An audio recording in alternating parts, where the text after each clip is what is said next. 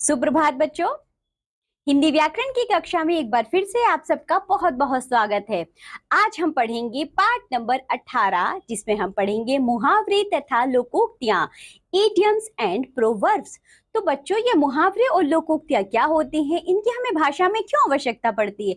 बच्चों, कभी कभी जब हम बात करते हैं तो हमें अपनी बात को बहुत अधिक प्रभावशाली कहने के लिए, अपने संदेश को बहुत प्रभावशाली बनाने के लिए, अपनी भाषा में रोचकता लाने के लिए हमें कुछ मुहावरों या लोकोक्तियों की आवश्यकता होती है, जो अपना विशेष अर्थ रखते हैं। आइए इन मुहावरों और लोकोक्तियों को पढ़ते हैं। सबसे पहले देखिए कि मुहावरे होते क्या हैं और इन दोनों में अंतर क्या है। मुहावरे यानी कि इडियम्स, हिंदी भाषा में मुहावरा अरबी भाषा की देन है। इसका अर्थ है अभ्यास अथवा बातचीत, या तो अभ्यास या बातचीत। बातचीत कभी कभी निरंतर प्रयोग एवं अभ्यास से कोई उक्ति विशेष चमत्कारपूर्ण अर्थ देने लगती है। इस प्रकार ऐसा वाक्यांश जो सामान्य से भिन्न किसी विलक्षण अर्थ की प्रतीति करवाए और शाब्दिक से भिन्न किसी अन्य अर्थ में रूढ़ हो जाए, उसे मुहावरा कहते हैं। मुहावरे लोकमानस की चिरसंचित अनुभूतियां हैं। मुहावरों का प्रयोग वाक्य के प्रसंग में होता है, अलग से नहीं।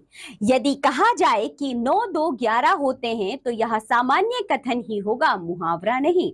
परंतु प्रसंगवश कहा जाए कि चोर साइकिल लेकर 9 2 11 हो गया तो यह मुहावरा होगा। जैसे बच्चों, मुहावरों के प्रयोग से भाषा को प्रभावशाली, मनमोहक व प्रवाहमयी बनाने में सहायता मिलती है। यहाँ यह कहना गलत ना होगा कि मुहावरों के बिना भाषा अप्राकृतिक और निर्जीव जान पड़ती है।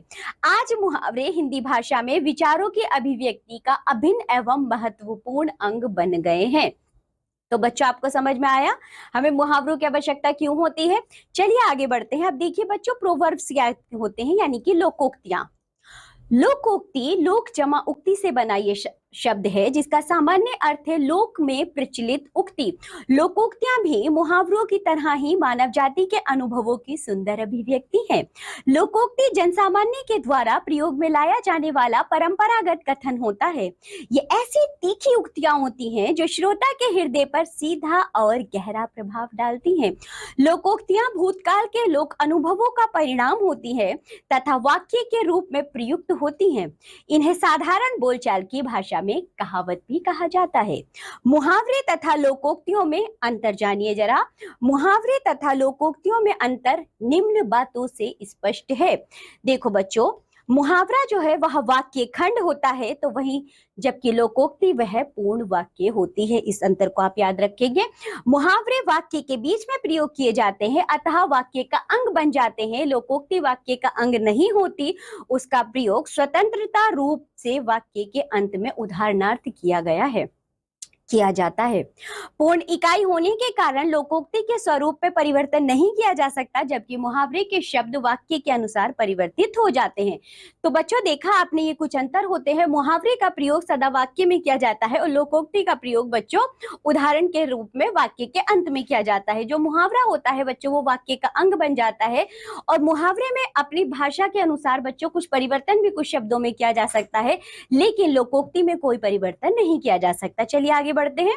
अब हम पढ़ेंगे कुछ प्रचलित मुहावरे प्रयोग सहित। उड़ती चिड़िया के पंख गिनना, यानी कि बहुत चतुर होना। वह तुम्हारे बस में आने वाला नहीं, वह तो उड़ती चिड़िया के पंख गिन लेता है। 1 और 1 11 होना, जिसका अर्थ है संगठन में शक्ति। भारत के स्वाधीनता संग्राम में यह सिद्ध हो गया कि 1 और 1 11 होते हैं।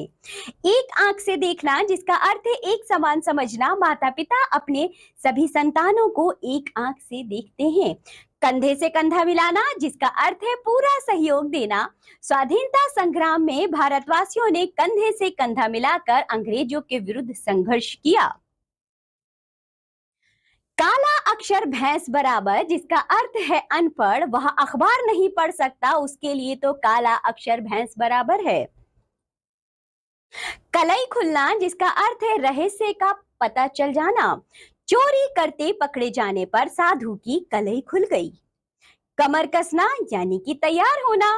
सैनिक रणभूमि हेतु प्रस्थान के लिए कमर कस चुके हैं। घुटने टेकना, जिसका अर्थ है हार मान लेना। महाराणा प्रताप ने जीवन भर अकबर के सामने घुटने टेकना स्वीकार नहीं किया था। घर का चिराग जिसका अर्थ है घर की आशा, बच्चे ही घर का चिराग होते हैं। चिकना घड़ा जिसका अर्थ है बेहया, जिस पर कहने सुनने का कोई असर ना हो। तुम्हारा नौकर तो चिकना घड़ा है, कुछ भी कहो उस पर असर ही नहीं होता। चारपाई पकड़ना जिसका अर्थ है बहुत बीमार होना, नेताजी ने बहुत दिनों से चारपाई पकड़ रखी है।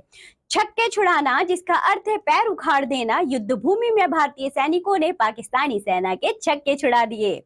छाती पर मूंग दलना जिसका अर्थ है बहुत कष्ट देना, वह बहुत दिनों से मेरी छाती पर मूंग दल रहा है। छाती पर सांप लौटना जिसका अर्थ है डहा लेना, डहा होना यानी कि पड़ोसी का उच्च रहन सहन देखकर कई कई की छाती पर सांप लौटता है। जहर का घूंट पीना जिसका अर्थ होता है अन्याय सहन करना, उसने अपने बेकसूर कर्मचारी को बुरी तरह पीटा लेकिन कर्मचारी जहर का घूंट पी गया। जीती मक्खी निगलना जिसका अर्थ है बच्चों जानबूझकर धोखा देना, तुम तो उस चालबाज से भली भांति परिचित थे फिर भी जीती मक्खी निगल गए। जान के लाले पड़ना जिसका अर्थ है गहरे दुख में फंसना, युद्ध में चारों ओर से घिर जाने पर शत्रु सैनिकों की जान के लाले पड़ गए। टेढ़ी उंगली से घी निकालना जिसका अर्थ है चालबाजी से काम लेना, तुम्हें टेढ़ी अंगुली से घी निकालना शोभा नहीं देता। ठोकरे खाना जिसका अर्थ है धक्के खाना, स्नातक होकर भी ठोकरे खा रहा हूं, कहीं नौकरी ही नहीं मिलती। डींगे हाँकना जिसका अर्थ है शेखी जताना, उसे आता जाता तो कुछ है नहीं बस डींगे हाँकता रहता है। कान कतरना जिसका अर्थ है बहुत चतुर होना, आयु में छोटा होने पर भी वह बड़े बड़ों के कान कतरता है। कंठ का हार होना जिसका अर्थ है बहुत प्रिय होना, शशांक तो मेरे कंठ का हार है, उसे मैं कैसे भूल सकता हूँ। कान पकना जिसका अर्थ है सुनते सुनते तंग आ जाना, तुम्हारी यह रोज की बक बक सुनते सुनते तो मेरे कान पक गए हैं। कफन सिर से बांधना जिसका अर्थ होता है मरने को तैयार होना, क्रांतिकारियों को सदैव कफन सिर से बांधकर रहना पड़ता है। खटाई में पड़ना जिसका अर्थ है कुछ भी निश्चय न हो पाना, सरकार बदलने के कारण वह योजना खटाई में पड़ गई। खून पसीना एक करना जिसका अर्थ है बहुत मेहनत करना, किसान और मजदूर खून पसीना एक करके अपना पेट पालते हैं। खरी खोटी सुनाना जिसका अर्थ है बुरा भला कहना, मालिक ने नौकर की गलती पर क्रोधित होकर उसे खूब खरी खोटी सुनाई। खाक में मिल जाना जिसका अर्थ है अस्तित्व मिट जाना, भूकंप आने के कारण कितने ही गांव खाक में मिल गए। खून खौलना जिसका अर्थ है जोश में आना, निर्दोष को पीटते देखकर आशीष का खून खौल गया। खिल्ली उड़ाना जिसका अर्थ है हंसी उड़ाना, अपंग को देखकर खिल्ली उड़ाना भले लोगों का काम नहीं है। कुछ प्रचलित लोकोक्तियां, धोबी का कुत्ता घर का ना घाट का, जिसका अर्थ है कहीं का ना रहना। नई नौकरी में अधिक वेतन पाने के लालच में उसने पुरानी नौकरी छोड़ दी, परंतु किसी कारणवश उसे नई नौकरी नहीं मिल पाई। अब उसका हाल वही है जैसे धोबी का कुत्ता घर का ना घाट का। दूध का दूध पानी का पानी जिसका अर्थ है उचित न्याय, सरपंच ने सारी बात सुनकर उचित निर्णय दिया, सारी पंचायत कहा उठी, इसे कहते हैं दूध का दूध पानी का पानी। दूर के ढोल सुहावने जिसका अर्थ है दूर से ही हर चीज सुहावनी मालूम पड़ती है। मैंने दिल्ली वाले मामा जी की प्रशंसा सुनी थी, वहां गया तो उनके व्यवहार से निराश हो गया। सच ही कहा गया है, दूर के ढोल सुहावने होते हैं। नाच ना जाने आंगन टेढ़ा, अनाड़ी का दूसरों को दोष देना, उसे प्रश्न हल करना तो आता नहीं, कहता है कि प्रश्न ही गलत है, इसे कहते हैं नाच ना जाने आंगन टेढ़ा। बंदर क्या जाने अदरक का स्वाद, मूर्ख व्यक्ति गुणों का आदर करना नहीं जानता। इस मूर्ख को अपनी कविता क्यों सुना रहे हो, भला बंदर क्या जाने अदरक का स्वाद। बकरे की माँ कब तक खैर मनाएगी, जिसका अर्थ है संभावित दुख आकर ही रहता है। अमित ने बहुत कोशिश की कि उसके परीक्षा में अनुत्तीर्ण होने की बात पिताजी को पता न चले, उसके पिता को देर सवेर पता ही चल जाएगा। आखिर बकरे की माँ कब तक खैर मनाएगी। भागते भूत की लंगोटी भली, जो मिल जाए वही काफी, इसका अर्थ है अपने चोरी हुए 500 रुपयों में से मोहन को जब 200 रुपये मिल गए तो उसने संतोष की सांस ली और बोला भागते भूत की लंगोटी भली। मुंह में राम बगल में छुरी जिसका अर्थ है ऊपर से मित्रता परंतु हृदय में कपट। आजकल मनुष्य की पहचान करना बहुत कठिन हो गया है, जिसे देखो मुंह में राम बगल में छुरी। खरबूजे को देखकर खरबूजा रंग बदलता है, यानी कि बुरी संगति का प्रभाव अवश्य पड़ता है।